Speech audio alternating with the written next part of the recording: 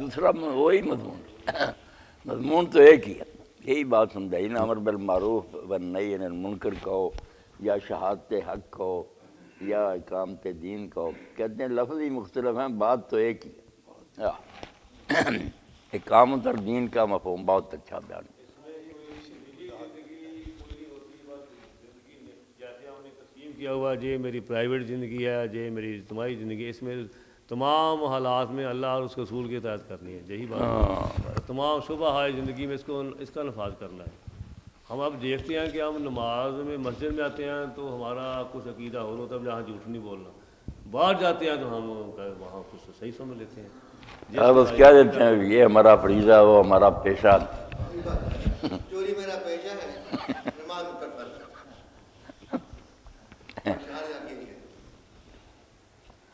آزاد قبائلی علاقہ میں لوگ جاتے ہیں تو وہ کہتے ہیں جلدی کرو حاجی صاحب نے جمع پڑھنا، پیسے نکالو نا. جو تاوان مانگتے ہیں نا کہتے ہیں جلدی تاوان یار ادا کرو، حاجی صاحب جا رہے ہیں جمع پڑھنے. اللہ اکبر. نماز بھی پڑھتے ہیں، سود بھی لیتے ہیں.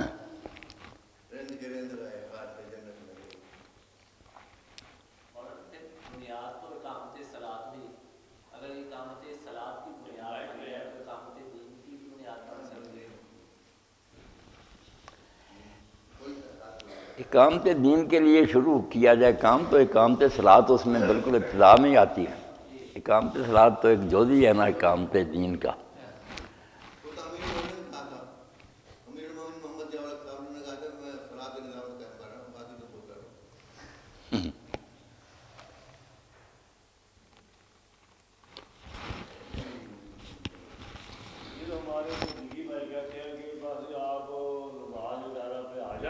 باقی نظام وہ خود ہی قائم ہو جائے گا، اس کے آپ کے سلے میں آ جائے گا. یہ کیا ہو سکتا ہے ایسے؟ وہاں ہم کوشش نہ کریں کسی شعبے میں، نہیں کوشش کریں، صرف نمازوں پہ تصویر پہ لگے رہیں اور پورا فیلڈ چھوڑ دیں، وہ ایسے تو میرا خیال نہیں آ سکتا. نہیں نماز ہی پھر چھوٹ جائے گی. باطل نظام جو نا مجبور کر دے گا، اس طرح نماز نہیں جاتی. یہ آپ کی تربیت ہو رہی ہے سر. ہاں یہ ربیع تربیت ہے اور اتنی بڑی مثال یہاں نہیں ہوتی ہے، یہ تربیت ہو رہی ہے. نہیں وہ کہتے ہیں کہ ان کو قیام کریں گے تو حکومت ہمیں انعام میں مل جائے گی. مجھے اس کا فلسفہ ایسا وہ یہ بھی پلان دیتے ہیں کہ یہ لوگ 3 دن بستر اٹھا کر چلتے نہیں، تلوار لے کے چلتے چلیں گے. پتا ہے 3 دن کے بستر اٹھا کے چلو گھر آ جائیں گے. یہ اتنا مولانا میں ایک بات کہنا چاہتا تھا کہ جیسے کہ جہاد والے، دعویٰ والے یا یہ تبلیغ جماعت والے یا یہ دین کی اقامت کی ایک ایک چیز لے کے اس کو پورا دین سمجھ رہے ہیں.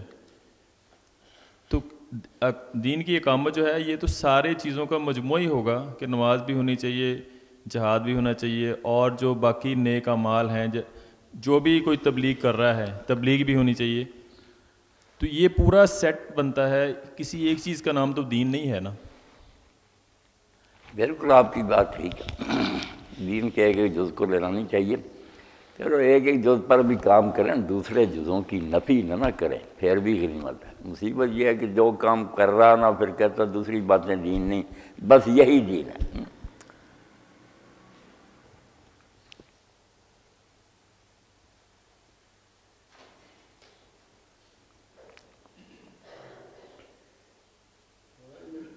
اخرجت پر بھی زور دیا گیا، بھی اخرجت کا لفظ آیا ہے اس لیے اخرجت للناس. یہ مجبور ہے پیسے وائز. ہاں پیسے کا اخرجت. اخراجت ہوتا نا وہ ہوتا نا معروف، مگر اس کا تو موقع نہیں نا. اخرجت مجہول کہ تم بہترین امت ہو جو اللہ تعالیٰ نے اس لیے پیدا کی ہے، تم پیدا کیے گئے ہوتی ہے. یہ کہا گیا کہ رسول تم پر گواہ رہے، رسول ہم پر کیا گواہی دے. رسول علیہ السلام نے فضا بھی امی تو گواہی دے دی نا کہ پورا دین جو تھا اپنے ساتھیوں تک پہنچا دیا. ان سے اقرار لے لیا میدان عرفات میں کہ جو دین اللہ نے میرے سپرد کیا تھا وہ میں نے تمہارے سپرد کر دیا، امانت کا حق ادا کر دیا. تو سارا عرب وہاں مانڈا آیا تھا، سب نے اقرار کیا کہ آپ نے کوئی کسر نہیں چھوڑی، سارا دین ہم تک پہنچا دیا۔ تو آپ نے آسمان کی طرف ہاتھ اٹھا کر 3 مرتبہ کہا اللہ مشہد، اے اللہ تو گواہ ہو جا، یہ سب اقرار کر رہا ہے کہ میں نے کسر نہیں چھوڑی۔ تو آپ تو گواہی دے گئے، ایک ایک بات دین کی پہنچا گئے، اب ہمارا کام ہے کہ دوسرے لوگوں تک اس کو پہنچائیں۔ یہ جو امت وسط کہا گیا اس کا کیا مطلب؟ امت وسط سے کیا مطلب؟ امت وسط کا یہی مطلب ہے کہ معتدل امت ہے، اس کے عقیدوں سے لے کر نہ اعمال تک ہر جز میں نہ اعتدال ہے، توازن ہے۔ پہلی امتوں میں نہ ان کے حالات کے مطابق کبھی سختی کی گئی، کبھی بہت نرمی کی گئی، یہاں سختی اور نرمی بہم درب ہے، دونوں اکٹھی ہے، نرمی بھی جہاں ضروری ہے نرمی دی گئی ہے۔ پچھلی امت سے صرف بعد گاؤں میں جا کر نماز پڑھ سکتی تھی، اب ہمیں اجازت مل گئی کہ زمین پر جہاں جی چاہے نہ مسجد ہو یا باہر وقت آ جائے پڑھ لو۔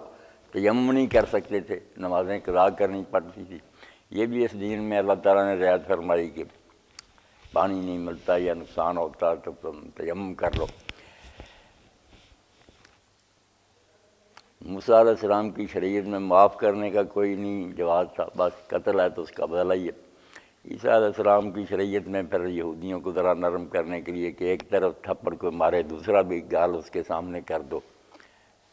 اللہ کے رسول کے دین میں دونوں باتیں آ گئی کہ وارث اگر معاف کرنا چاہیں تو یہ بڑی ان کی نیکی ہے، اگر بدلہ ہی لینا چاہیں تو حق ہے ان کا۔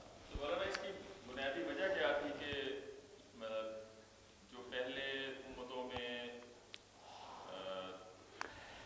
جیسے جیسے حال ہوتا ہے نا کسی شخص کا، مریض کا بھی تو آپ لوگ اس کے مطابق ہی دوائی دیتے ہیں نا، کبھی کچھ دیتے ہیں سرد دیتے ہیں کبھی گرم دیتے ہیں، تو جو قومیں ذرا سخت دل تھیں وہاں پھر سخت قانون ہی نافذ کیے گئے۔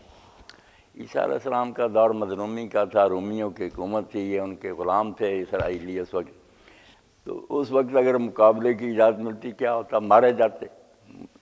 غالب حکومت کے ساتھ مقابلہ کیا کرنا، صبر کی تلقین۔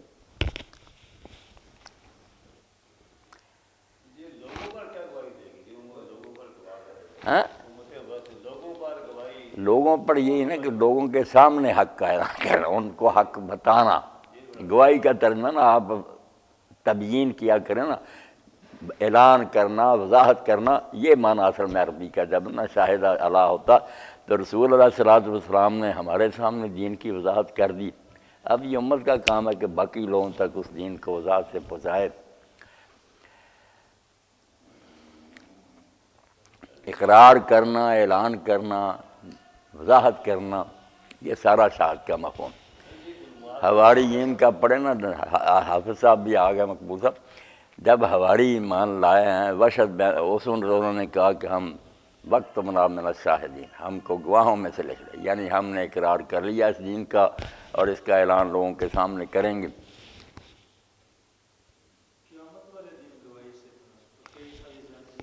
ہاں قیامت کے دن بھی پھر یہی گواہی پہلے طلب کی جائے گی کہ نبی اور جو نیک لوگ ہیں پہلے ان سے یہ بیان لیا جائے گا کہ تم نے دین پہنچایا۔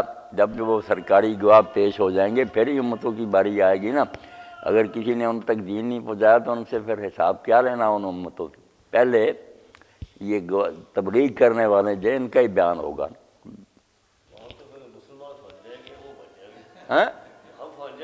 ہاں پھر یہ شامت آنی ہے نا، اب تو فخر کرتے ہیں نا حضور کی امت میں، مگر ذمہ داری جو تھی چھوڑے بیٹھے۔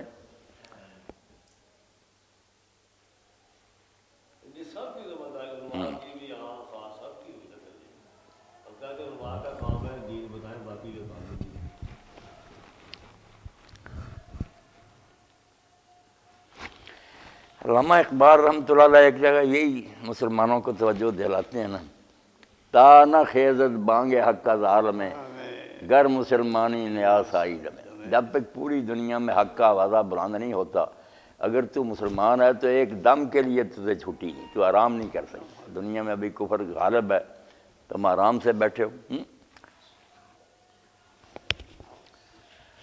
اللہ اکبر۔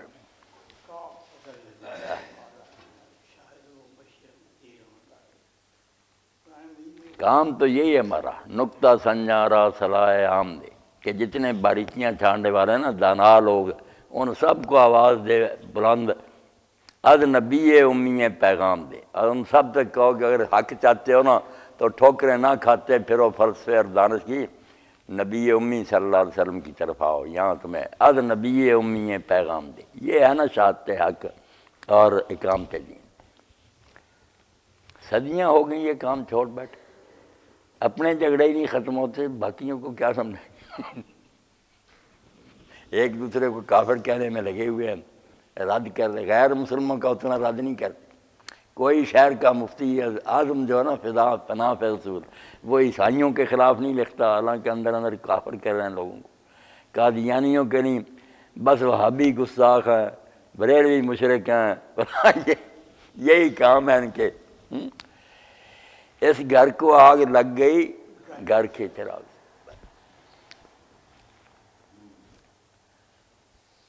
دکانداری اصل میں جب سے دکانیں بنی ہیں، دکانیں بند۔ دکانیں بنی اس وقت سے یہ خیال ہے۔ اللہ اکبر۔ چیزیں تو یہ خلافات ہمیشہ ہی رہے ہیں۔ مقبول صاحب اس دن وہ جو پروفیسر صاحب تھے وہ بعد میں پھر آئے ہی نہیں، نہ آپ بھی انہیں لے کر آئے کوئی بات کرتے، جغرافیہ کے جو پروفیسر تھے ہیں، سورج کے بارے میں زمین کیا حرکت کرتی؟ نہیں وہ ایک حدیث سنا رہے ہیں نا، یہ ایک لڑکے نے پیش کی ہے کہ آپ ہمیں پڑھا رہے ہیں کہ سورج کھڑا اور زمین چلتی ہے، ادھر آتا 70,000 فرشتہ جو ہے نا وہ کھینچ کر لاتا ہے اس کو روزانہ۔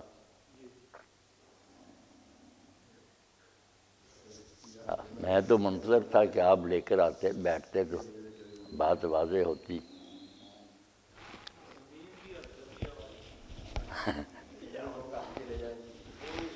بسم اللہ۔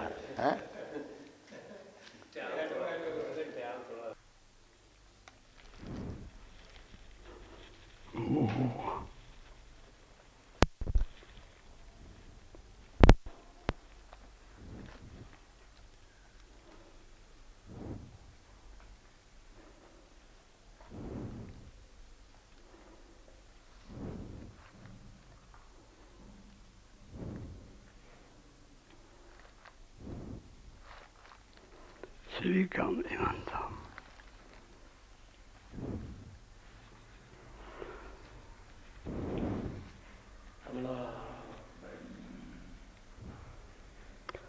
بسم اللہ الرحمن الرحیم۔ عن ابی ہریرہ رضی اللہ تعالی عنہ قال رسول اللہ صلی اللہ علیہ وسلم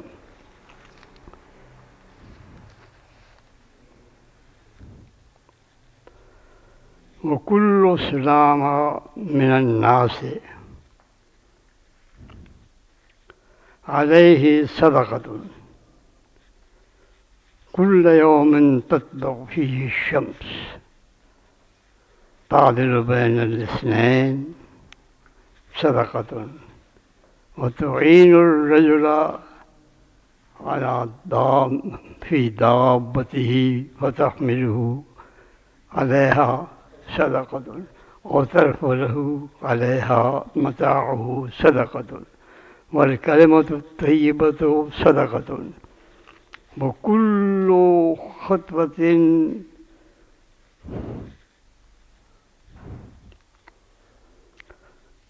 تمشيها إلى الصلاة صدقة وتميت الأذى عن الطريق صدقة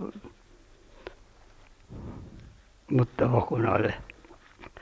یہ حضرت ابو ہریرہ رضی اللہ تعالیٰ عنہ کی روایت ہے جو آپ نے نبی کریم صلی اللہ علیہ وسلم سے جسے نقل کیا ہے ہم تک پہنچایا ہے، اور حدیث کے دو بڑے امام، امام بخاری اور امام مسلم دونوں نے اس کی روایت کی ہے۔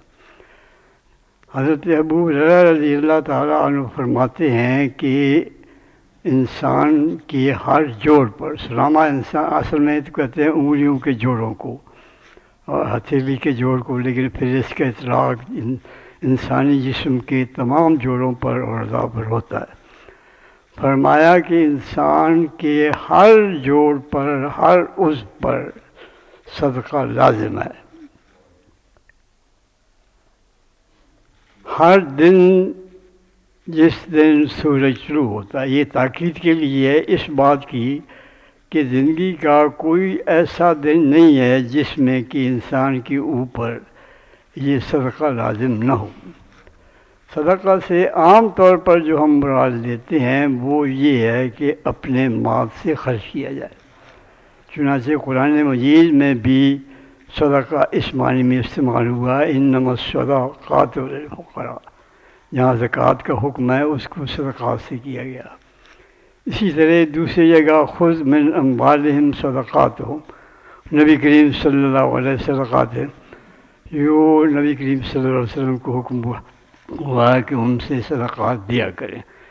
تو یہ دراصل مال کی خرچ کرنے کے سلسلے میں اس کو کیا گیا ہے، اور غالباً یہ اس لیے ہے کہ انسان کی یہ اس کی خلوص کی ایک دلیل ہوتی ہے کہ وہ اپنے مال سے بھی خرچ کرے۔ زبانی کسی چیز کی حمایت کرنا بہت آسان ہے، تقریر کرنا بھی زیادہ مشکل نہیں ہے، لیکن جیسے کہ سعدی نے کہا کہ گر زر طلبی سخندرین است، یہ پیسہ مانگو تو پھر سوال پیدا ہوتا ہے کہ اب کیا دیں یا نہ دیں، باقی زبانی کلامی تو حمایت ہوتی رہتی ہے۔ تو آپ نے فرمایا کہ انسان کے یہی نہیں، یہ اس پس منظر میں کہ یہ خیال نہ کرو کہ صرف مال ہی کا صدقہ ہے، جن کے پاس مال نہیں ہے وہ صدقہ کہاں سے دیں گے؟ اور صدقہ تو ایک ایسی چیز ہے کہ یہ تو گناہوں کو بھی جڑوا دیتا ہے، اور یہ ہے کہ مصیبتیں جو ہیں ان کو بھی رد کر دیتا ہے، ان کا بھی یہ علاج ہے، اتنی بڑی چیز ہے۔ تو ہر انسان کے پاس تو دولت ہوتی نہیں ہے کہ وہ خرچ کرے، تو کہاں سے کرے؟ تو نبی کریم صلی اللہ علیہ وسلم نے فرمایا کہ یہ بات نہیں ہے، بات یہ ہے کہ انسان کی جو صلاحیتیں اس کے پاس ہیں، جو اس کو اللہ تعالیٰ نے قوتیں دی ہیں، جو اس کو طاقتیں دی ہیں، ان کو وہ استعمال کر کے یہ مقام حاصل کر سکتا ہے۔ اور یہ صدقہ جو ہے اس لیے انسان کی پورے جسم پر ہے۔ اس کی وضاحت کے لیے پھر آپ نے یہ نہیں کہا کہ سارے جسم پر، بلکہ کل ہم جوڑ کر تاکہ زیادہ سے زیادہ تاکید ہو، اور ہر روز کو اس طرح کل یوم نہیں کہا بلکہ تطلع فی الشمس، جس روز طلوع ہوتا ہے، کس روز طلوع نہیں ہوتا، سورج تو روز طلوع ہوتا ہے۔ تو اس بات کی تاکید کے لیے کہ ہر شخص کو اپنی صلاحیت کے مطابق اور لوگوں کی ضرورت کے مطابق لوگوں کی مدد کرنی چاہیے۔ پہلے کی تعدل بین الناس، دو آدمیوں کے درمیان کوئی فیصلہ طلب چیز ہے، کوئی معاملہ ایسا ہے، کوئی جھگڑا ہے، کوئی لین دین کا یا اور کسی طرح کا کوئی اختلاف ہے، تو ان کے درمیان عدل سے فیصلہ کرنا، ان کے درمیان فیصلہ اس طرح سے کرنا کہ کسی کی حق تلفی نہ ہو، یہ بھی صدقہ ہے، یہ بھی نیکی کا کام ہے۔ پھر فرمایا کہ اگر کسی آدمی کا بوجھ گرا ہوا ہے، پہلے تو زیادہ تر سواری کے لیے اور بوجھ کے لیے بھی جانور استعمال ہوتے تھے نا، تو آپ نے فرمایا کہ اگر کسی کا بوجھ گر گیا ہے اس کی جانور سے، تو اس کو اٹھوا کے اوپر لدوانا جو ہے یہ بھی صدقہ ہے۔ یہ بھی صدقہ ہے کہ اس کو لادنے کے لیے سامان تو اس کا موجود ہے، لیکن وہ سامان اتنا زیادہ ہے کہ وہ اکیلے اس کو اپنی جانور پر لاد نہیں سکتا، تو اس کو اٹھوا کے لدوانا یہ بھی صدقہ ہے۔ آپ دیکھیں کہاں کہاں تک یہ اللہ تعالیٰ کی ہماری نعمتیں ہیں کہ یہ چیزیں جن کو ہم معمولی سمجھتے ہیں، ہم جن کو کچھ بھی نہیں سمجھتے، لیکن یہ بھی ہمارے لیے اتنے بڑے ثواب کا باعث ہیں کہ گویا ہمارا ایک فرض جو ہے وہ ادا ہوگا۔ اور دوسروں کی معاونت اور دوسروں کی مدد کرنا اتنی اہم چیز ہے کہ اس کو لازم قرار دے دیا گیا ہے ہر مسلمان پر اور ہر روز۔ اس کے بعد پھر فرمایا کہ ہر قدم جو مسجد کی طرف اٹھتا ہے نماز پڑھنے کے لیے وہ بھی صدقہ ہے۔ وہ یہ ہے کہ ایک شخص اپنے وقت دیتا ہے، وقت جو اس کو کاروبار میں لگا کر اس سے زیادہ پیسے کما سکتا تھا، لیکن وہ کاروبار میں صرف کرنے کی بجائے اللہ تعالیٰ کی طرف سے فرض کیے گئے نماز کی فریضہ کو ادا کرنے کے لیے مسجد کی طرف چلتا ہے، تو مسجد کی طرف چلنے کے ثواب کو اس طرح سے ارشاد فرمایا کہ ہر قدم پر، ہر قدم جو اٹھتا ہے وہ اس کا صدقہ ہے۔ اللہ تعالیٰ اس کو ایک صدقے کے طور پر قبول فرماتا ہے کہ اس میں ہر قدم جو ہے اس کی ایک مالی قربانی ہے جو وہ دے رہا ہے، اپنے کاروبار کو چھوڑ کر، اپنی دوسری مصروفیات کو چھوڑ کر، وہ صرف اللہ کی خوشنودی کے لیے، اس کی رضا حاصل کرنے کے لیے، اس کے حکم کی تعمیل کرنے کے لیے یہ کر رہا ہے۔ تو پھر فرمایا کہ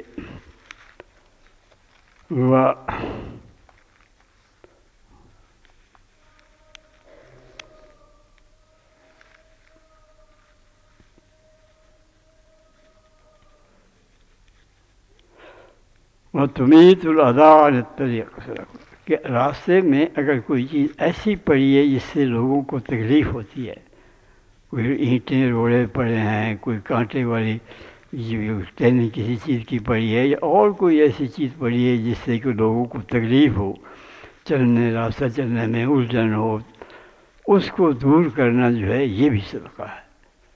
یہ بھی گویا اس نے اپنی ایک صلاحیت تھی جس کو وہ اپنا وقت تھا، جس کو وہ کسی اپنے ذاتی فائدے کے لیے بھی استعمال کر سکتا تھا ایک شخص، اس کو اس نے دوسروں لوگوں کی بھلائی کے لیے، دوسروں کو آرام پہنچانے کے لیے، دوسروں کی تکلیف کو ختم کرنے کے لیے راستہ کو صاف کیا تاکہ لوگوں کو اس کی موجودگی میں تکلیف نہ ہو۔ اب یہ دیکھیے ساری چیزیں جو ہیں یہ عام معاملات ہیں، سوائے اس کے کہ نماز پڑھنے کے لیے وہ جاتا ہے، اس کا ہر قدم صدقہ ہے، یہ اس کا ایک ذاتی فریضہ ہے اقامت صلاۃ کا۔ یہ تو اس معنی میں عبادات میں آتا ہے جس میں ہم عام طور پہ عبادت کے معنی کو لیتے ہیں، ورنہ یہ سارے کام جو ہیں یہ سارے معمول کے کام ہیں، روزمرہ کے کام ہیں، اور یہ صرف نبی کریم صلی اللہ علیہ وسلم نے ہمارے سامنے اس لیے ارشاد فرمایا نمونے کے طور پر، تاکہ انہیں معلوم ہو کہ صدقہ جو ہے، صدقہ صرف یہی نہیں ہے کہ اپنے مال سے دو، بلکہ یہ بھی صدقہ ہے اور یہ بھی لازم ہے۔ علا کا لفظ استعمال ہوا ہے۔ علا کا مطلب ہوتا ہے کہ واجب ہے، فرض ہے، ضروری ہے، لازم ہے، یہ جس کا کرنا جو ہے کوئی ایسے نہیں ہے کہ کیا تو بھی ٹھیک ہے اور نہ کیا تو بھی ٹھیک ہے، بلکہ یہ ہے کہ چاہیے کہ یہ ضرور کرے کہ جو بھی اس کے اندر کسی کی ضرورت ہے، اس کو پورا کرنے کی صلاحیت اس کے اندر موجود ہے، وہ اس کو استعمال کر کے دوسروں کو فائدہ پہنچائے۔ دو آدمی اگر جھگڑ رہے ہیں، ان کے درمیان کوئی اختلاف ہے، ان کا کوئی معاملہ ایسا ہے جو ان سے نہیں سلجھ رہا ہے، تو یہ اپنی صلاحیت کو استعمال کر کے، اپنا وقت کو قربان کر کے، اپنی دوسری مصروفیات سے فارغ ہو کے، جو جس میں ذاتی فائدہ تھا ان کے درمیان صلح کراتا ہے، عدل سے فیصلہ کرتا ہے، ایسا فیصلہ جو کہ مبنی بر انصاف ہو اور جس سے معاشرے کے اندر امن قائم ہو، معاشرے کے اندر آپس میں بہترین تعلقات قائم ہو۔ یہ صدقہ ہے۔ مثال کے طور پر یہ آپ نے فرمایا، اسی طرح سے کسی آدمی کی کوئی مصیبت ہے، کوئی پریشانی ہے، کوئی مشکل ہے جس سے وہ دوچار ہے، وہ اکیلے اس کو حل نہیں کر سکتا، اس کی وہ مدد کرے۔ جیسے کہ آپ نے مثال کے طور پر یہ فرمایا کہ کسی کا بوجھ گرا ہوا ہے یا بوجھ زیادہ ہے اور وہ اس کو اٹھانے کے لیے وہ اس کو اٹھا کر اپنے سوارے اس پر جانور پر نہیں رکھ سکتا۔ یہ ایک مثال ہے، انسان کہیں بھی کسی مصیبت میں، کسی مشکل میں گھرا ہوا ہو اور وہ اس مشکل کو خود اپنے وسائل سے، اپنی قوت سے، اپنی صلاحیت سے دور نہ کر سکتا ہو، مسئلے کو حل نہ کر سکتا ہو، تو ایسے شخص کی مدد کرنا، اس کے مسئلے کو حل کرنے کے لیے، اس کی مشکل کو دور کرنے کے لیے، کم کرنے کے لیے، یہ بھی نبی کریم صلی اللہ علیہ وسلم کے ارشاد کے مطابق صدقہ ہے۔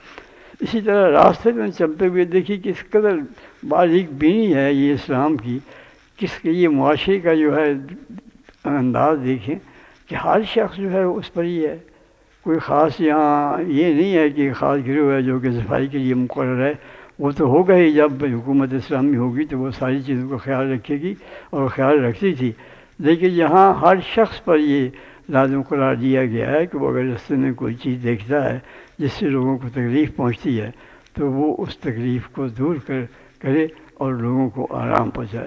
ہم نے یہ دیکھا ہے کہ اب تو سڑکیں ہیں اکثر جگہ پر، لیکن اب بھی یہ نہیں ہے کہ راستہ صاف ہوتا ہے، لیکن ہم یہ دیکھا ہے، ہم اپنے بزرگوں کو اور اپنی نسل کے لوگوں کو بھی دیکھا ہے کہ راستے میں گاؤں میں گلیوں میں راستے میں پتھر روڑے پڑے ہوتے تھے تو اٹھا کے ایک طرف اپنے پاؤں سے ایک طرف کر دیتے تھے تاکہ راستے میں نہ ہو کسی کو اس سے ٹھوکر نہ لگے۔ تو یہ اسلامی معاشرے کی خصوصیت ہے کہ اس کا ہر فرد جہاں تک بھی اس سے ہو سکتا ہے وہ دوسرے بھائی کی مشکل کو دور کرنے کی کوشش کرتا ہے، وہ چاہے کسی کی نوعیت کی ہو، چاہے وہ صرف وقت کی طالب ہو، چاہے وہ دولت کی طالب ہو، چاہے وہ اپنی کسی اور صلاحیت کی طالب ہو، یعنی وہ اپنی صلاحیتوں کو اپنے بھائیوں کی مشکلات کو دور کرنے کے لیے، ان کے لیے آسانیاں پیدا کرنے کے لیے، ان کی مدد کرنے کے لیے اپنی صلاحیتوں کو اور وقت کو اپنے جس طرح کہ اپنے مال کو زکوٰۃ کے لیے وہ فرض سمجھتا ہے، اسی طرح نبی کریم صلی اللہ علیہ وسلم نے فرمایا کہ اپنی دوسری صلاحیتیں اور اپنا وقت جو ہے وہ لوگوں کی دوسری چھوٹی موٹی مشکلات جن کو ہم نظر انداز کر دیتے ہیں، ہم سمجھتے ہیں کہ کوئی نہیں یہ خود بخود ہی ہو جائیں گی، نہیں، جہاں تک بھی ہو سکے جہاں دیکھو اپنے بھائی کو کسی مشکل ہے اس کے لیے، یا جہاں دیکھو معاشرے میں ویسی تو مجموعی کوئی تکلیف پہنچ رہی ہے جیسے کہ راستے میں کوئی روڑا یا اس طرح کی چیز پڑی ہوئی ہے، تو کوشش کرو اپنا وقت دو، اپنی صلاحیت دو، اپنی قوت کو استعمال کرو اور اس رکاوٹ کو اور اس مشکل دور کرو جو تمہاری دوسرے بھائیوں کے سامنے ہے۔ اللہ تعالی ہمیں توفیق دے۔ وآخر دعوانا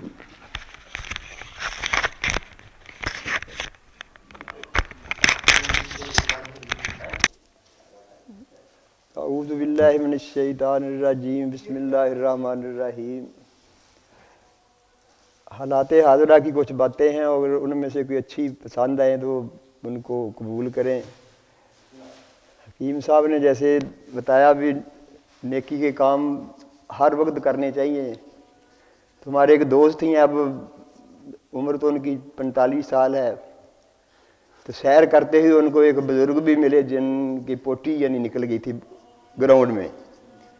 انہوں نے خود یعنی دھوئی، اتنے پڑھے لکھے ہیں، ہاتھوں کو بھی لگی ہوگی پانی لگا لگا کے، پھر وہ اپنے گھر کو گئے بزرگ۔ اب وہ خود کہتے ہیں بھی جب بھی مجھے وہ یاد آئے نا تو میرے دل میں بہت خوشی ہوتی ہے، یعنی جب بھی کوئی موقع آئے تو نیکی اس طرح کرنی چاہیے۔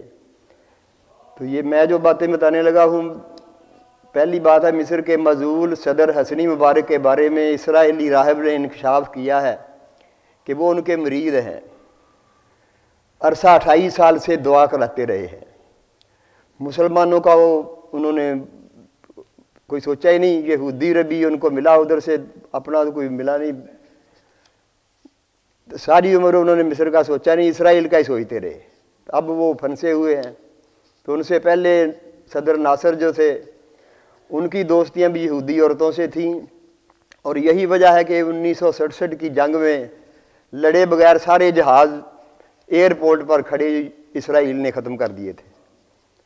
جنرل پرویز مشرف کے لیے بھی یہودی مندروں میں دن رات پراتھنائیں ہوتی رہیں، لیکن ملک بدر ہونے سے بچایا نہ جا سکا، اور ابھی خدا جانے مسلمان ملکوں کے کون کون سے رہنما اسرائیلی ربیوں اور حسیناؤں کے مرید ہیں۔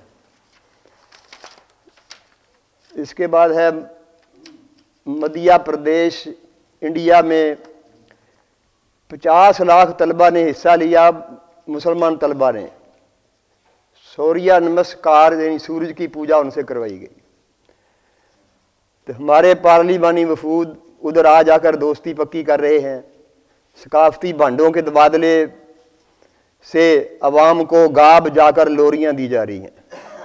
ملک و قوم سے بدترین دشمنی ہے ان کی، اور کتنی بار ہم ڈسے جا چکے ہیں، لیکن اب ان سے تجارت بھی ان کے ساتھ کر رہے ہیں، اور وہ ہمیں دوہری مار دے رہے ہیں۔ نمبر 1 پانی روک کر، نمبر 2 اسی پانی کو استعمال کر کے سبزیاں وغیرہ اگا کر ٹرک پر ٹرک قطاریں ہمارے ملک میں آ رہی ہیں، اور وہ یہاں سے کیا لے جا رہے ہیں؟ صرف پتھر اور چھوارے اور شراب، یہ ہم ان کو دے رہے ہیں۔ اور ان کے سندھ کے جو کاروباری ہیں ان کا ہی ان پر پتھروں پر اور چھوارے بھیجنے کا، کھجوروں کا ہم نے خود دیکھا ہے، کھجوروں سے چھوارے بناتے ہوئے ان کو بھی کراچی کی طرف جائیں تو سڑک کے ساتھ ساتھ ہم نے اتر کے خود دیکھا ہے وہ کیسے بناتے ہیں، اور سارا पूरे 2-4 एकड़ों में खजूरें फैलाई होती हैं। फिर उनसे तरीका पूछा कैसे गर्म करते हैं। बहरहाल ये नंबर 3, भारत में पतंगों पर काबातुल्लाह और मस्जिद नबी की तस्वीर बनाई गई है। अब जब वो कट जाएंगे और डोर टूट जाएगी जब लूटते हैं, और उनको फिर आप खुद देखें भी जूतों से क्या उनका हाल करते हैं। नंबर 4 अमरीकी फौजी तालिबान की नाशों पर पेशाब करते हुए दिखाए गए, वेबसाइट दिखाई गई, और वो कहते हैं कोई नहीं, 19 साल की उम्र के लड़के हैं, कोई ऐसा हो ही जाता है, पेशाब कर दिया तो कोई बात नहीं, यानी वो खुद इस तरह कहते हैं। अमेरिका ऐसी सुपर पावर जिसके पास ही इंसानियत को देने के लिए तजलील के सिवा कुछ नहीं है। इंसानी हकूक़ की तंजीमों को ये तस्वीर दिखाई जाएँ, ये है वो अमरीकी जंगी अखलाकियात जिसको अक़वाम मुत्तहिदा के तय करदा जंगी कवानीन और एथिक्स का कोई लिहाज नहीं। अमरीका बदखसलती और ज़िल्लत की पाताल को छू रहा है। शर्मनाक तजलील का निशाना जिनको बनाता है वो सब मुसलमान हैं, और ये पेशाब के छींटे 57 इस्लामी ममालिक के सफ़ेद पकीज़ा कपड़ों पर पड़ रहे हैं। इसलिए वो अपनी नमाजें दोहराएँ, बल्कि गुस्ल भी कर लें कि अमरीकी पेशाब से गुस्ल भी वाजिब है। पूरी दुनिया के इंसानी दोस्तों से कहना चाहिए कि वो अपने किबले अमेरिका से फेर लें और नाशों की तजलील पर अपना रद्द अमल ज़ाहिर करें।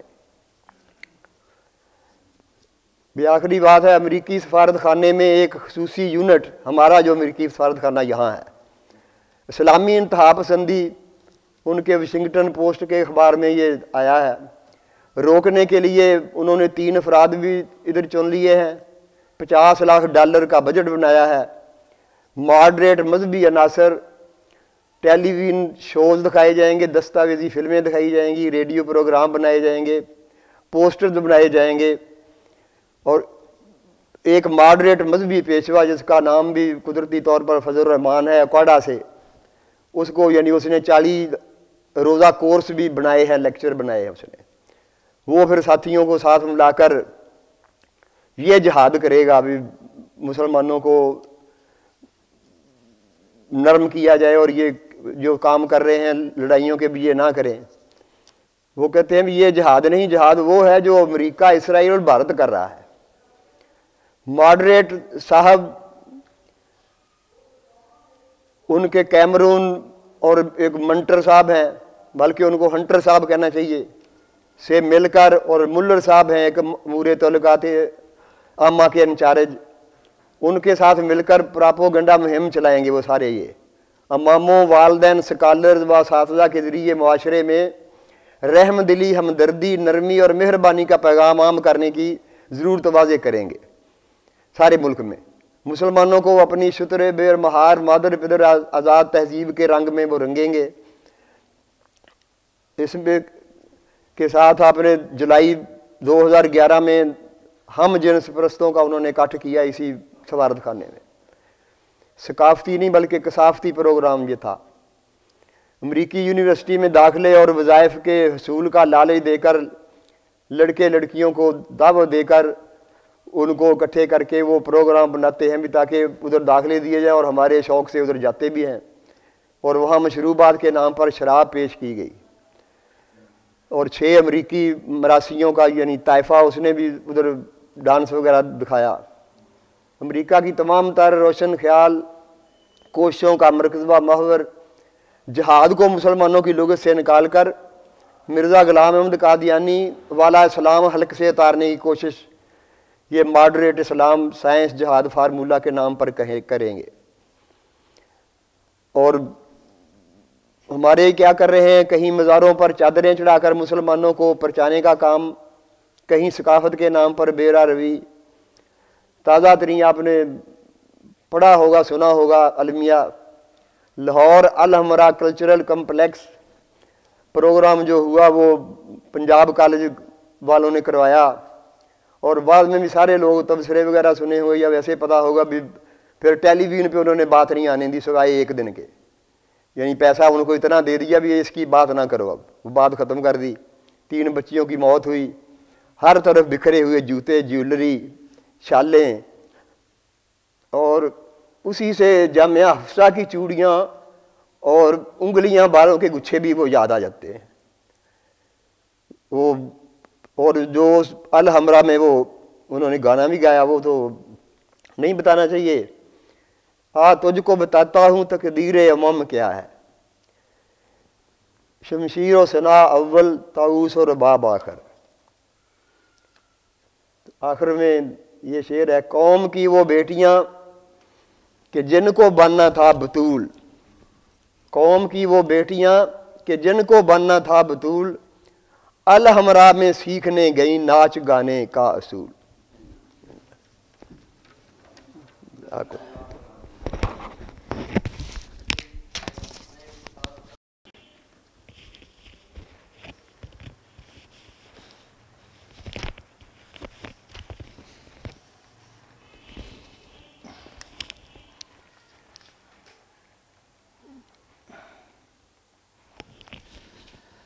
اعوذ باللہ من الشیطان الرجیم بسم اللہ الرحمن الرحیم.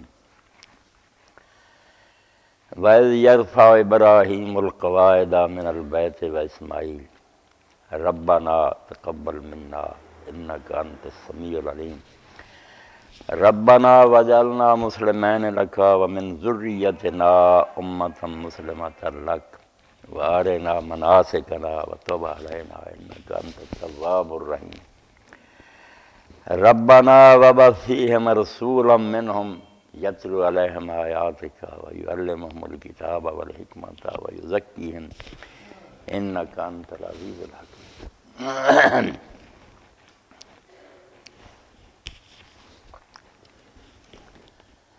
جب بھی کوئی عقلمند کوئی کام شروع کرتا ہے تو سب سے پہلے اس کے ذہن میں نا اس چیز کا مقصد آتا ہے. عمل میں پہلے بہت سی چیزیں پہلے ہوتی ہیں مگر مقصد آخر میں ظاہر ہوتا ہے. اس کے لیے رومی رحمۃ اللہ نے بڑی پیاری مثال دی، گر نہ بودے میل و امید ثمر. اگر پھل کی امید نہ ہوتی، یہ یقین نہ ہوتا کہ اس درخت کو پھل لگے گا، اور یہ خواہش نہ ہوتی اس کاشتکار کی کہ میں یہ پھل حاصل کروں گا، کہ نشاندہ باغباں بیخ شجر، تو وہ کیوں درخت کی جڑ لگاتا، قلم کیوں لگاتا؟ قلم لگائی، پھر وہ درخت بنا، پانی دیتا رہا، مگر پھل بہت بعد میں جا کر ظاہر ہوا. اصل مقصد جو اس کے ذہن میں آیا تھا وہ پھل ہی تھا، باقی سب اس کے لیے تیاریاں تھیں. تو علم میں مقصد پہلے آتا ہے، عمل میں مقصد سب سے آخر میں آتا. یہی مثال انہوں نے دی اللہ کے رسول علیہ الصلوۃ والسلام کی فضا ابی و امی و روحی کہ آدم علیہ السلام سے لے کر اللہ تعالیٰ جو ہر امت میں اور ہر علاقے میں نبی بھیجتا رہا، یہ ایسے ہی ہے جیسے باغبان نہ جو پانی دیتا رہا درخت کو، مگر آخر میں جا کر پھل جو ظاہر ہوا، خاتم النبیین جس کو ٹھہرا کے آخری وہ محمد مصطفیٰ صلی اللہ علیہ وسلم تھے. تو اللہ کے رسول علیہ السلام سے جب لوگوں نے پوچھا کہ حضور آپ اپنے بارے میں بتایا آپ کیا ہے، تو آپ نے فرمایا ایک تو میں نا دعوت ابی ابراہیم، اپنے باپ ابراہیم علیہ السلام کی دعا ہوں جو انہوں نے کی تھی، اس کے لیے میں نے آیات پڑھی سورہ بقرہ کی کہ وہ وقت یاد کرو جب ابراہیم اور اسماعیل علیہ السلام کعبہ کی بنیادیں اٹھا رہے تھے، دونوں باپ بیٹا نا یہ گھر اللہ کا بنا رہے تھے. تو اس وقت انہوں نے اپنے رب سے دعائیں کی اور اس یقین سے دعائیں کی کہ یہ بالکل پوری ہوں گی. اور یہ دعا کے لیے نا آپ کئی جگہ دیکھیں گے کہ ان صفتوں کا حوالہ دیا جاتا ہے، اِنَّكَ أَنْتَ السَّمِيعُ الْعَلِيمُ. دو باتیں، اگر اللہ تعالیٰ سنتا ہی نہیں ہماری دعا تو قبول کیا کرنی؟ پہلے یہ یقین ہو کہ وہ کہیں نہیں گیا، نہ دور ہے، نہ کوئی راستے میں رکاوٹ ہے، وہ ہماری دعائیں سنتا ہے. پہلے اس پر پورا اعتقاد اور ایمان ہو. اس لیے کہا اِنَّكَ أَنْتَ السَّمِيعُ، بے شک تو ہی صرف دعاؤں کا سننے والا ہے. اس کا یہ بھی ترجمہ نہیں کہ تو دعا سننے والا، اِنَّا کا اس میں بھی کاف جو ہے نا وہ ضمیر ہے، پھر آگے انتا آ گیا درمیان میں، یہ دوبارہ جو انتا آیا اس سے پھر اس میں حصر کا مفہوم، صرف تو ہی دعاؤں کا سننے والا. اس سے پھر اللہ تعالیٰ خوش ہوتا ہے اور باقی کہتا ہے جب اس کا اور کوئی دروازہ ہی نہیں، آستانہ ہی نہیں، اس کا ایمان ہے کہ کہیں اور سے میرا مقصد حاصل نہیں ہوگا تو میں بھی اس کی دعا نہ سنوں تو پھر میں رب کیا ہوا. اس لیے ابراہیم اور اسماعیل علیہ السلام نے کہا کہ تو ہی صرف دعاؤں کا سننے والا. اور دوسری بات کہ علیم، تو سارے معاملات کو جاننے والا ہے، ہر چیز تیرے علم میں سنتا ہے، اور کیا کرنا کیا نہیں کرنا اس کے بارے میں تجھے پورا علم ہے۔ اس یقین کے ساتھ دونوں باپ بیٹوں نے دعائیں کی۔ تو ان میں سے جس کا نبی علیہ السلام نے ذکر کیا نا کہ میں اپنے باپ ابراہیم کی دعا کا نتیجہ، پیدا آپ کتنی مدت بعد ہوئے، وہ دعا یہ ہے ربنا وابعث فیہم رسولا منہم، اے اللہ اس شہر میں جو ہماری نسل ہوگی اس میں پھر ایک ایسا رسول بھیجنا عظیم الشان جو ان کو تیری آیتیں پڑھ کر سنائے، انہیں کتاب کی تعلیم دے، حکمت سکھائے اور پاک کرے۔ پھر یہاں دو باتیں اللہ تعالیٰ کے بارے میں کہیں، دعا اسی وقت قبول ہوتی جب ساتھ ساتھ اللہ تعالیٰ کو پکارتا رہے کہ تیری یہ شان ہے، تو کام نہیں کرے گا تو اور کون کرے گا۔ پھر کہا انک انت العزیز الحکیم، بے شک تو ہی عزیز ہے، تو ہی حکیم ہے۔ عزیز وہ ہے جس کے لیے کوئی کام مشکل نہیں، وہ سب کچھ کر سکتا ہے، اس لیے تو ایک امت بھی نیک پیدا کر سکتا ہے، اس میں ایک اعلیٰ رسول بھی بھیج سکتا ہے، تیرے لیے یہ کوئی انہونا کام نہیں۔ اور حکیم، تو دانا ہے، جو مناسب کام ہے وہ خود ہی جانتا کہ یہ کرنا چاہیے۔ تو یہ دعا حضرت ابراہیم اور اسماعیل علیہ السلام نے جو کی، اس کے بارے میں نبی علیہ السلام نے فرمایا میں اپنے باپ ابراہیم کی دعا جو انہوں نے مانگا تھا اللہ سے، وہ رسول میری شکل میں اللہ تعالیٰ نے بھیج دیا۔ اور دوسری بات کہی کہ میں اپنے بھائی عیسیٰ ابن مریم کی بشارت ہوں، وہ بھی قرآن میں دوسری جگہ آیا کہ عیسیٰ علیہ السلام کیا کہتے ہیں مبشرا برسول یاتی من بعد اسمہ احمد، میں تمہیں خوشخبری دیتا ہوں میرے بعد ایک رسول آئے گا جس کا نام احمد ہوگا۔ تو یہ بھی آپ نے فرمایا کہ میں وہ میرے بارے میں عیسیٰ علیہ السلام بھی کیا کہتے ہیں میں وہ بشارت بھی ہوں۔ یہاں ان دنوں ایک سوال گھوم رہا ہے بڑا پریشان کرنے والا، اور ایک بچہ بھی اسکول کا آیا، اس نے مجھے بتایا کہ وہ پادریوں نے ہمیں یہ بات بتائی ہے بھائی تمہارا رسول جو ہے قرآن میں اس کا نام محمد ہے، جہاں جہاں ذکر آیا اللہ تعالیٰ نے محمد ہی کہا، ما محمد اللہ رسول۔ عیسیٰ علیہ السلام نے جس کا کہا تھا اس کا نام احمد تھا، وہ تمہارے نبی کا نام نہیں۔ کلمہ میں بھی تم پڑھتے ہو لا الہ الا اللہ محمد رسول اللہ، ساری امت جانتی ہے کہ آپ کے ماں باپ نے آپ کا نام محمد رکھا، احمد وغیرہ دوسرے نام جو صفاتی ہیں، مگر جو نام ہے وہ محمدی۔ تو اس پر بھائی جان چھڑانے کے لیے ہمیں بھی کچھ کہنا پڑا۔ پھر سوال تو ہے نا جی۔ میں نے پھر بچوں سے کہا کہ یہ دیکھو انجیل پڑھی ہے، پہلی انجیل ہے جس میں عیسیٰ علیہ السلام کے حالات لکھے ہیں متی کی۔ اس کے شروع میں آتا ہے کہ جبریل علیہ السلام جب حضرت مریم کے پاس آئے تھے نا اور انہیں خوشخبری دی تھی کہ اللہ تعالیٰ تجھے ایک بیٹا دے گا، تو وہ پریشان ہوئے، انہوں نے کہا نہیں فکر نہ کر، وہ اللہ کی طرف سے ہوگا، نبی ہوگا۔ وہاں کہا گیا تھا کہ اس کا نام امانوئیل رکھیں گے،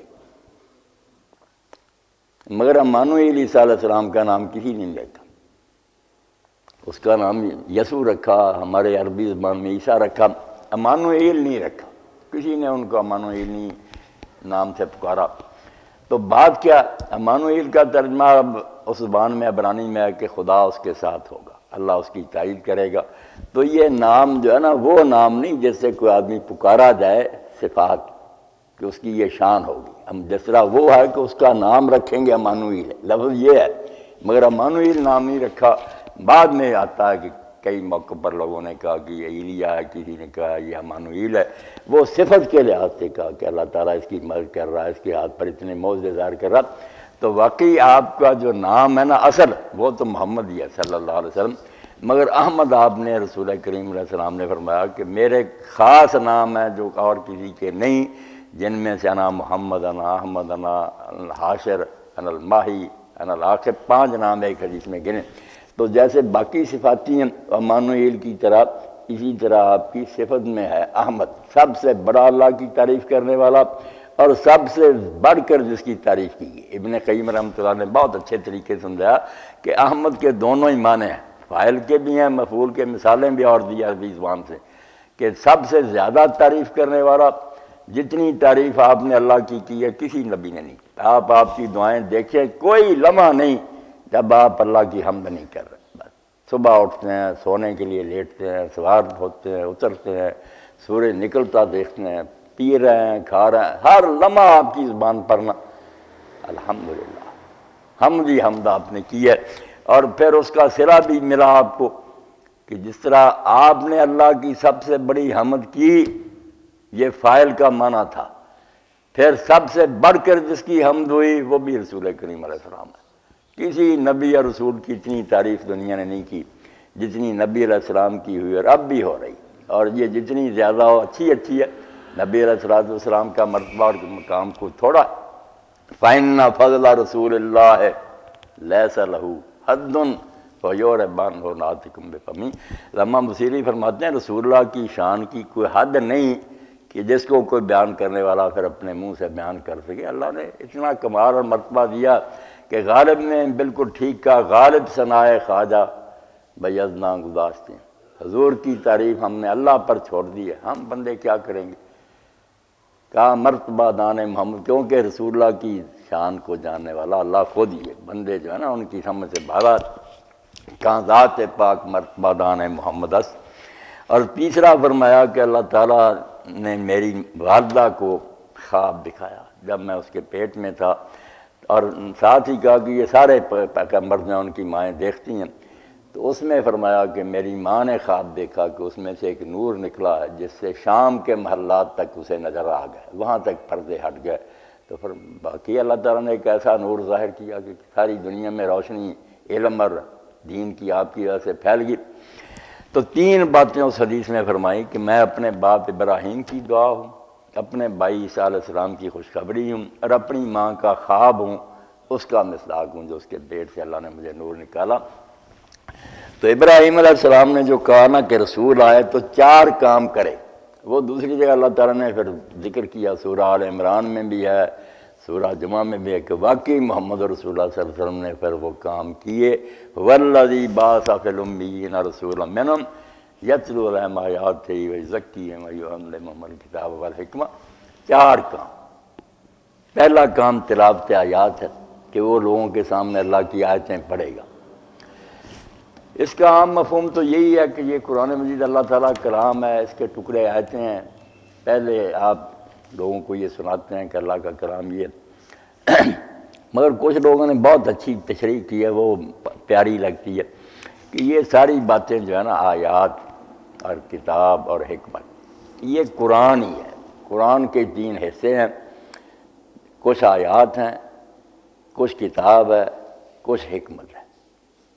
ٹھیک ہے، اللہ کے رسول کی حدیثیں جو آپ کے فرمان وہ سارے پھر اسی کی برکت ہے، مگر ایک قرآن پاک میں یہ 3 چیزیں آئی۔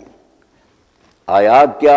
جہاں جہاں آ جاتا نا کہ ان چیزوں میں لوگوں کے لیے نشانیاں ہیں، آیات ہیں، زمین و آسمان کی پیدائش ہے، دن رات کا آنا ہے، بارشوں کا برسنا ہے، جانور زمین میں پھیلے ہوئے، یعنی اللہ تعالیٰ نے جتنا کچھ بنایا نا، میں اور آپ اور سب کچھ جو دیکھ رہے ہیں، دائیں بائیں آگے پیچھے، ان میں سے ایک ایک شاید جو ہے نا اللہ کی نشانی ہے۔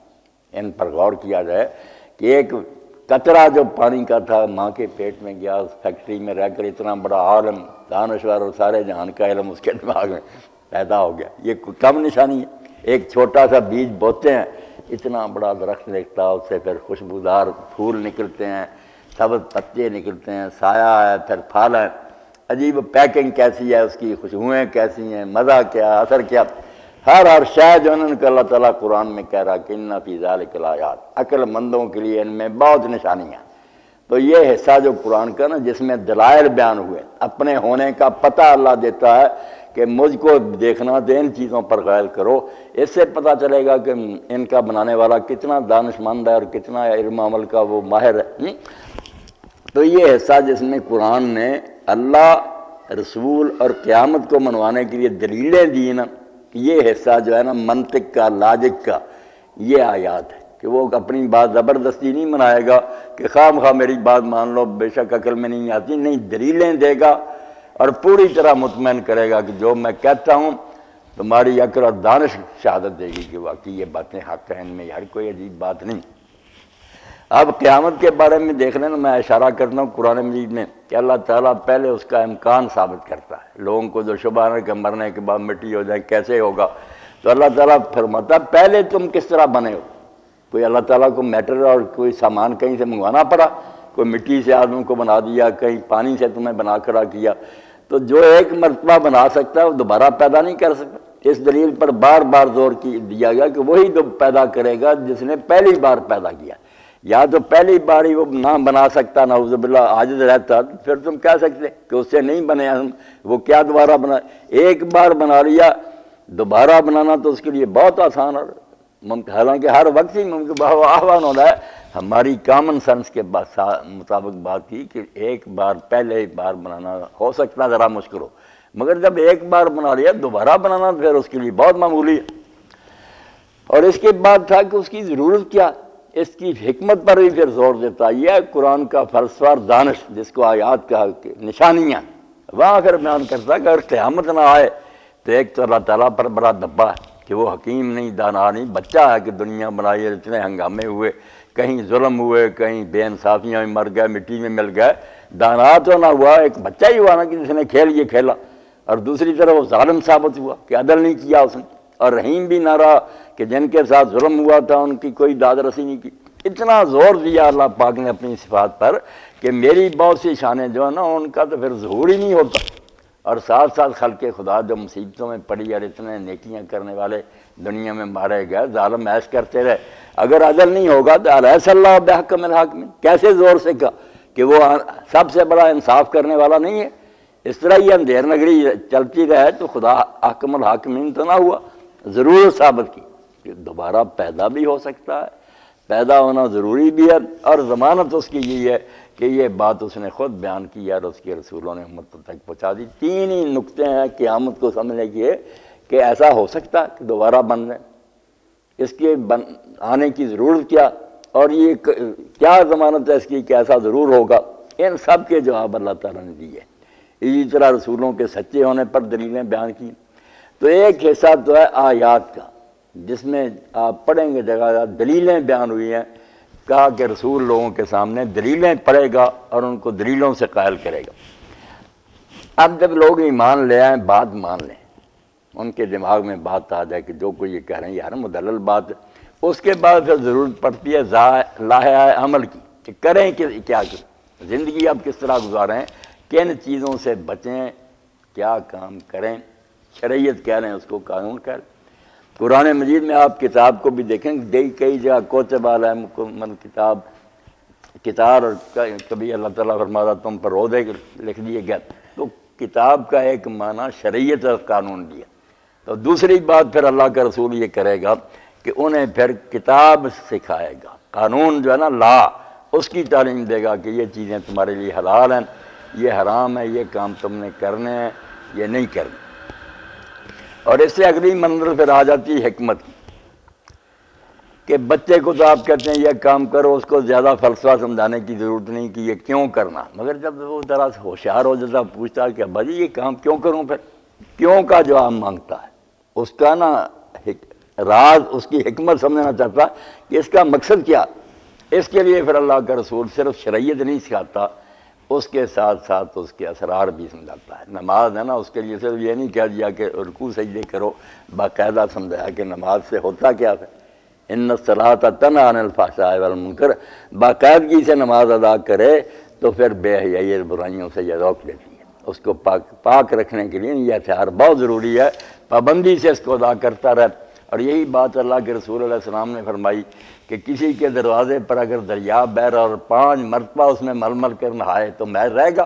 لوگوں نے کہا نہیں، فرمایا یہی حال 5 نمازوں کا. زکوٰۃ کے بارے میں کہا کہ زکوٰۃ اور عشر وغیرہ جو مقرر کیے لِكَيْ لَا يَكُونَ دُولَةً بَيْنَ الْأَغْنِيَاءِ مِنكُمْ، اس کا راز بھی سمجھا دیا کہ اللہ نہیں چاہتا کہ دولت صرف امیروں میں گھومتی رہے، باقی ساری مخلوق بھوکی مرتی رہے. وہ کہتا تمہاری ضرورت سے زیادہ جو تمہارے حوالے ہوا نا، یہ تم ایجنسی ہو، صرف ایجنٹ ہو کہ اپنے ہاتھ سے آگے پہنچا دو، تمہیں اجر ملے گا. اور اگر تم اس کو روک گئے نا، غریب تو بھوکے مریں گے مگر ایک وقت آئے گا کہ یہ تمہارے لیے بھی دولت و بھار ہو جائے گی.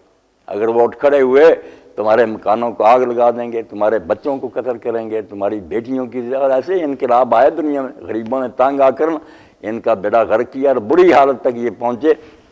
اور علامہ اقبال رحمۃ اللہ نے بڑا اچھا یہ نقطہ بیان کیا کہ یہ غریبی جو ہم دنیا میں دیکھ رہے ہیں اس کی وجہ کیا؟ زیر گردوں فقر و مسکینی چراغ. یہ آسمان کے نیچے غریب اور مسکین کیوں دھکے کھا رہے ہیں؟ زاں کے از حق قصد نی گوئی بات، صرف ایک ہی خرابی ہو گئی کہ جو مال اللہ کا تھا تم کہنے لگے یہ میرا ہے، میرا کیا کہ تم نے اس پر قبضہ کر لیا۔ اگر سمجھتے کہ اللہ کا ہے، تمہارے ہاتھ میں صرف امانت ہے، اگر تمہیں زیادہ عقل اور موقع دے دیے نا، اس کی مہربانی سے آزمائش تھی، تمہارے ہاتھ میں آیا تھا، آگے پہنچاتے ثواب کے مستحق ہوتے۔ تو مطلب بھی ہر شے جو دین نے بتائی اس کی وجہ سمجھا دی۔ ویسے حکمت سمجھانے کا نتیجہ پھر اجتہاد ہے کہ دین ہمیشہ کے لیے اگر صرف اتنی باتیں حکم اس کا راز نہ سمجھایا جائے تو قانون سے آگے کئی سوال پیدا ہوں گے، ان کا حل نہیں ہو سکتا۔ اب کئی چیزیں نئی نکل آئیں جو رسول اللہ کے زمانے میں نہیں تھیں، اس کو کیسے حل کریں؟ وہ حکمت ہی جو نا دین کی رمزیں سمجھا دی گئیں، اس کا فلسفہ، اس سے پھر علماء اور مجتہد سمجھ جاتے ہیں کہ اصل قانون کا منشا یہ ہے۔ وہ جس شکل میں بھی پورا ہوتا ہے قیامت تک۔ شراب کو حرام کیا گیا، وجہ سمجھا دی گئی کہ عقل پر پردہ پڑ جاتا۔ اب قرآن مجید میں تو لفظ خمر ہی ہے، اسی لیے امام ابو حنیفہ رحمۃ اللہ علیہ کے خیال میں سوائے انگوری شراب کے باقی جو ہے نا شرابیں، انہوں نے کہا کہ اگر نشے کی حد سے کم پیے، کھجور سے بنی ہو، انگور سے بنی ہو، تو وہ حرام نہیں، صرف جب بے ہوش ہوگا تو پھر حرام۔ وہ عرق ہے، ان کو عربی میں خمر نہیں کہتے۔ خمر اصل عربی زبان میں صرف جو شیرہ ہے نا انگور کا نچوڑا ہوا، وہ جوش مار جائے اور جھاگ چھوڑے، اس کو کہتے۔ اب بات زبان کے لحاظ سے ان کی سچی ہے۔ ابن رشد کہتا ہے کہ اگر لینا لغت عرب کو تو عراقی سچے ہیں، واقعی خمر جو ہے نا انگوری شراب ہے، باقی شرابیں خمر نہیں۔ وہ اگر کوئی پیتا پانی کی طرح ہی شربت پی لی، بے ہوش نہ ہو، زیادہ نہ پی جائے۔ مگر دوسرے لوگوں نے کہا یار یہ باتیں ٹھیک ہیں، یہ عربی زبان کی بات، مگر اللہ کے رسول علیہ السلام نے جب فرما دیا کہ ہر پینے والی شے جو نشہ کرے وہ خمر ہے اور وہ حرام ہے، اور اگر زیادہ مقدار میں وہ نشہ کرے تو پھر تھوڑی بھی حرام ہے۔ یہ واضح کلیہ حضور نے سمجھا دی ہے۔ اس سے پتہ چل گیا کہ جس شے میں بھی نشہ ہوگا نا، خواہ وہ کتنی نئی نکالتے جائیں لوگ، اس کے اندر آ جائیں وہ سارے خمر کے حکم میں، کیونکہ اصل وجہ جو ہے شراب کی حرمت وہ بے ہوشی ہے کہ اس کی عقل نہیں ٹھکانے رہتی، پھر غلط کام ہوتے ہیں۔ تو اللہ کے رسول کے بارے میں فرمایا کہ وہ دلائل دے گا، قانون کی تعلیم دے گا، اور ساتھ ساتھ دین کے جو بنیادی ہے نا اصول اور حکمتیں وہ سمجھائے گا۔ اور اس کے نتیجہ میں ہوگا کیا؟ پھر وَيُزَكِّيهِمْ، جب یہ چیزیں کسی کو نصیبات ہو جاتی ہیں کہ وہ اللہ تعالیٰ کے دین کے بارے میں دلیلوں کا بھی واقف ہو جاتا۔ میں باپ دادے کے کہنے پر نہیں مانتا، کوئی اس سے بات کرے کہ تم اللہ کو مانتے ہو، ایک مانتے ہو، تمہارے پاس دلیل کیا؟ قرآن اس کے دماغ کو روشن کر دے، ہر سوال کا جواب وہ دے سکتا، اور حلال و حرام کی تمیز بھی ہو جاتی ہے، وہ دین کے رموز اور اسرار کو بھی سمجھتا۔ اس کے نتیجہ میں تزکیہ ہو جاتا، پاک ہو جانا۔ تزکیہ بیاب ہے کہ اس طرح مما بن گئی۔ ہمارے یہ صوفی حضرات نے کہا کہ بس خانقاہوں میں کوئی ایسا سسٹم ہے، وہاں جا کر کوئی ورزشیں کرنی پڑنی، نہیں، اسی دنیا میں رہتے ہوئے یہیں کام دھندوں میں لگے ہوتے ہر شخص شائستہ اور ستھری زندگی گزارے کہ برائیوں سے بچتا رہے، اچھے اخلاق اور عذاب اس میں ہوں، تو وہ مزکہ بالکل تزکیہ اس کا ہو چکا، کہیں اس کو جانے کی ضرورت نہیں۔ اور اگر کوئی خانقاہ میں روزانہ 1000 مرتبہ پڑھتا ہے کوئی کلمہ، مگر سود کھاتا ہے، جھوٹ بولتا، خلق خدا کو تنگ کرتا، کوئی نہیں، وہ ناپاک ہی ہے۔ تو فرمایا ایسا رسول اللہ ان میں بھیجنا۔ یہ ابراہیم علیہ السلام کی دعا تھی، اللہ نے وہ رسول بھیج دیا، انہوں نے اپنا کام کر دیا اور ہمارے حوالے یہ دین کر دیا۔ اب ہماری ذمہ داری ہے کہ ہم اس دین کو باقی دنیا تک پہنچائیں۔ اگر یہ روشنی ہاتھ ہمارے پاس ہے، ہم اس کو بجھا دیں، دوسروں تک پہنچانا تو خدا اپنا ہی بیڑا غرق کر لیں، جیسے ماسٹر صاحب پڑھ رہے تھے۔ تو اس سے بڑا سانحہ اس دنیا میں کوئی نہیں ہوگا کہ جو دین کے محافظ تھے وہی اس کو تباہ کرنے والے بن گئے۔ یہ دنیا کے لیے قیامت سے بڑی بات ہے، وہ قیامت ہے نا، وہ تو بعد کی بات ہے جب روشنی بجھ جائے، کہیں ہدایت نہ رہے، بلکہ خود کلمہ گو لوگوں کے گھروں میں یاشیاں اور بدماشیاں آ جائیں، تو اس پر انا للہ و انا الیہ راجعون کے سوا کیا کہا جا سکتا۔ وآخر دعوانا الحمدللہ رب العالمین، وصلی اللہ تعالی علی خیر خلقہ سیدنا مولانا محمد وآلہ وصحبہ اجمعین۔ اللہ اکبر۔ رہ گیا 10 منٹ کوئی بات؟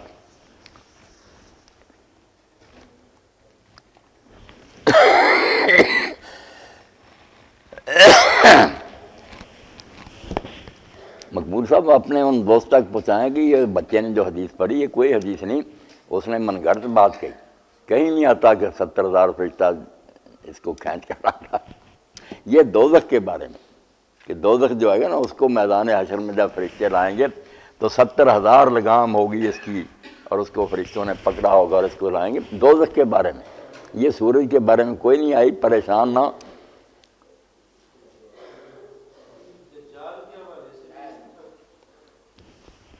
کے حوالے سے کسی صحابی نے کوئی سوال حضور صلی اللہ علیہ وسلم سے کیا ہو کہ میں نے خواب میں دیکھا ایک جزیرے میں چلا گیا. کوئی سمجھاؤ نا، کہانی بہرے ہو گئی یار. کیا کہہ رہے ہیں مقبول کا؟ ایک آدمی پوچھ رہا تھا کہ کسی صحابی کا کوئی خواب اس نے دیکھا یا کسی جزیرے میں جاتا ہے اور وہاں ایک شخص کو انہوں نے جکڑا ہوا ہے زنجیروں سے، اور انہوں نے پوچھا تم جانتے ہو کہ یہ کون ہے؟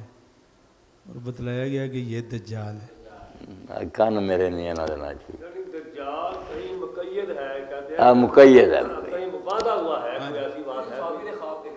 صحابی نے نہیں خواب نہیں دیکھا، جاگتے کا واقعہ ہے نا. ہاں جی اس کی ذرا خواب نہیں. ہاں جی اس وقت وہ صحابی نہیں تھا جب دیکھا، کافر ہی تھا، مگر اس نے اپنا واقعہ سنایا. بعد میں صحابی ہو گیا، عیسائی تھا نا، تمیم داری، تو بعد میں کلمہ پڑھ گیا. تو اس نے یہ بات بتائی کہ یا رسول اللہ ہم جا رہے تھے سمندر میں، تو کشتی جو تھی نا پھر وہ ہوائیں ہمیں لے گئیں ایک جزیرے میں. وہاں جا کر میں اترا تو وہاں ایک پہلے جانور ملا جساسا، اس کا نام بتایا کہ وہ سر سے پاؤں تک بال ہی بال اس کے تھے، کچھ نظر نہیں آتا تھا منہ ماں اس کا. تو اس سے ہم نے پوچھا تو اس نے کہا میں اس علاقے میں جساسا ہوں، جاسوس ہوں، ہر ایک کا پتہ رکھتا ہوں. تو ہمارا ایک سردار ہے یہاں، انہوں نے کہا ہم اس سے ملنا چاہتے ہیں. تو لے گئے تو ایک گرجے میں پھیرنا، وہ زنجیروں سے جکڑا ہوا تھا. تو یہ جا کر ملے تو بتایا جب عرب سے ہیں. تو اس نے پوچھا کہ بحیرہ تبریہ تھا وہ خشک ہو گیا، یعنی انہوں نے کہا نہیں ابھی پانی ہے اس میں. ایک نخلستان کا پوچھا کہ وہ ویران ہو گیا. ایسی ساری باتیں پوچھیں اور اپنے بارے میں اس نے کہا کہ میں ہی مسیح ہوں دجال اور میرا نکلنے کا وقت آئے گا، میں پھر یہاں سے نکلوں گی. یہ واقعہ انہوں نے سنایا ہے. تو نبی علیہ السلام نے بھی پھر کہتے ہیں خطبہ دیا اور کہا کہ جو کچھ میں دجال کے بارے میں تمہیں بتاتا تھا بالکل اسی طرح حلیے کا آدمی انہوں نے دیکھا. یہ تمیم کے کہنے پر نا آپ نے پھر ساری بات دہرائی. خواب نہیں جاگتے کا اس نے کہا ہم نے جاگتے ہوئے. اس کی تصدیق فرمائی آپ نے کہ واقعہ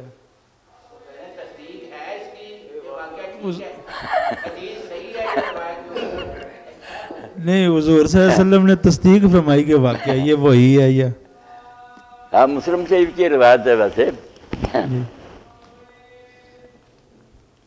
مگر اتنا بڑا جو اس میں آتا نا کہ آپ نے خطبہ دیا اور لوگوں کو اکٹھا کیا. بیان اس کو مقبول صاحب سوائے فاطمہ بنت قیس کی کسی نے نہیں کیا، ایک عورت نے. اور ان سے آگے جو ہے نا ایک ہی شادی وہی روایت کرتے ہیں امام کہ یہ قصہ ہوا تھا، ورنہ اتنا بڑا قصہ اور آپ نے خطبہ دیا اور کوئی مرد صحابی یا دوسرا بیان نہ کرے اور آگے بھی صرف ایک ہی آدمی بیان کرے. بات شادی ہے بس. ہاں اللہ اکبر. ابن سیاد کے حوالے سے بھی ابن سیاد کا معاملہ پریشان کن تھا جی. کہ وہ یہودی بچہ پیدا ہوا نا اور اس کے ماں باپ میں کچھ نشانیاں وہی تھیں جو دجال کی ہیں کہ اولاد دیر تک نہ ہوئی، آخر عمر میں جا کر بچہ پیدا ہوا اور اس کا حلیہ ملتا بھی تھا جو کچھ نشانیاں اللہ نے آپ کو بتائی تھیں. تو اس کے بارے میں آپ بھی کچھ ڈرے کہ شاید یہ وہی، اور صحابہ کرام بھی کہتے یہی معلوم ہوتا وہ ابن سیاد.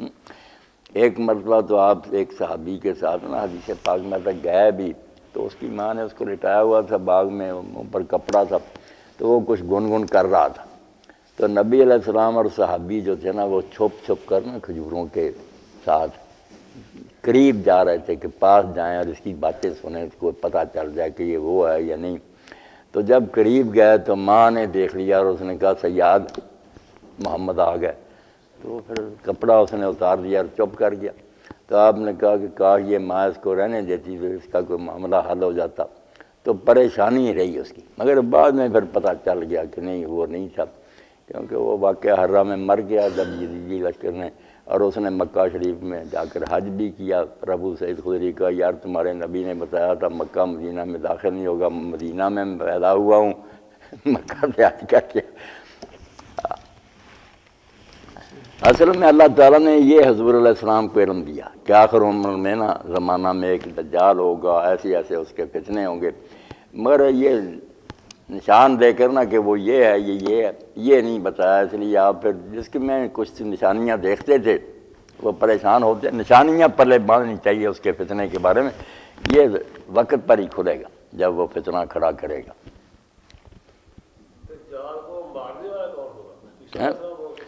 دجال کو عیسیٰ علیہ السلام ہی قتل کریں گے. حضرت عمر رضی اللہ عنہ نے ارادہ کیا تھا نا اسی کے بارے میں میں نے سے یاد کیا. آپ نے فرمایا اگر تو وہ ہے تو تیرا کام نہیں ہے، عیسیٰ علیہ السلام کریں گے.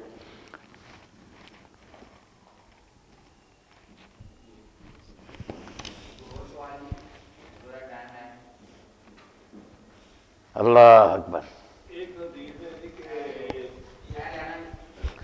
لے لو شاء اللہ. حضور علیہ السلام نے فرمایا کہ ایک دور آئے گا فتنے کا ہوگا، جو اس میں نکل جائے گا وہ بچ جائے گا. اور کچھ ناسبی لوگ اس حدیث کو پیش کرتے ہیں حضور اللہ جو صحابہ کرام کے درمیان جو جنگیں ہوئی ہیں، یعنی وہ فتنے کا دور تھا. جب قرآن پاک کی الحجرات میں آتا ہے جو دو گروہ لڑ جائیں تو تم حق کا ساتھ دو. اب وہ فتنے کے ساتھ اس کے ساتھ کیوں یہ لوگ بناتے ہیں؟ کچھ لوگ ہیں ایسے علماء کرام بھی، صحابہ کرام کی جنگ جمل ہے، صفین ہے، وہ کہتے ہیں وہ فتنوں کا دور تھا. نہیں یہ ان فتنوں میں یہ ریاض صاحب یہ تو ان کے ساتھ تھے جو فتنے والے ہی تھے نا. ناسبی اور ہیں جو ہے نا غیر جانبدار کے ہمیں نہیں، وہ الگ ہے. ناسبی تو وہ گروہ ہے نا جو کہتے ہیں حضرت معاویہ ان کا گروہ سارا جو حضرت علی سے لڑے وہ حق پر تھے. ناسبی حصہ لیتے ہیں نا فتنے میں. دوسرے کہتے ہیں نہیں علی اور دوسرے، یہ غیر جانبدار نہیں. یہ غیر جانبدار گروہ جو ہے نا کہ ہمیں دخل نہیں دینا چاہیے، یہ ان دونوں سے جدا تھا، نہ ناسبی تھے نہ رافضی تھے. اللہ اکبر.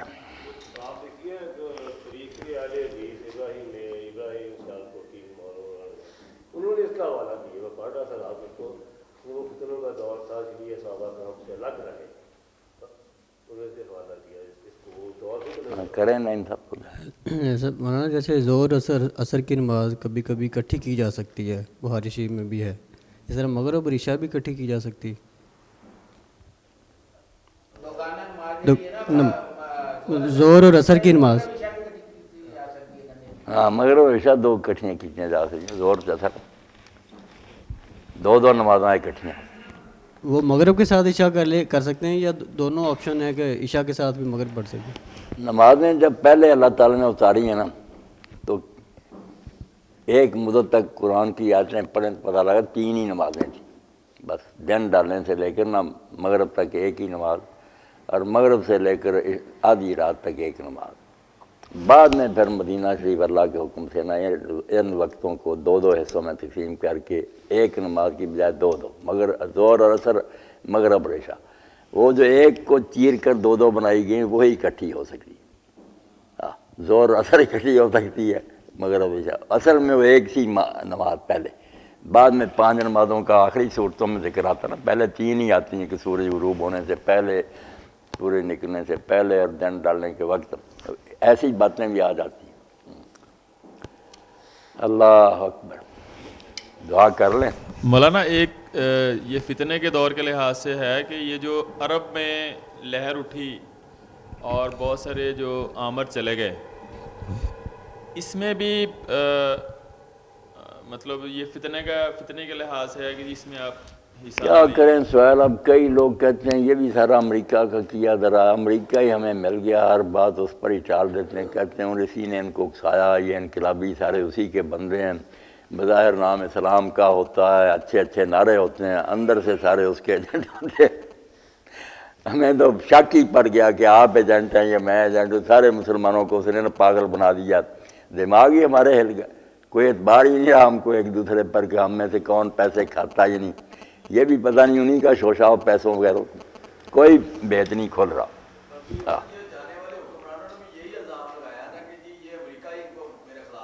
ہاں ابھی میڈیا میں خبر آئی کہ امریکی صدیر نے 4 معاویوں کو $36,000 دیے ہیں. جو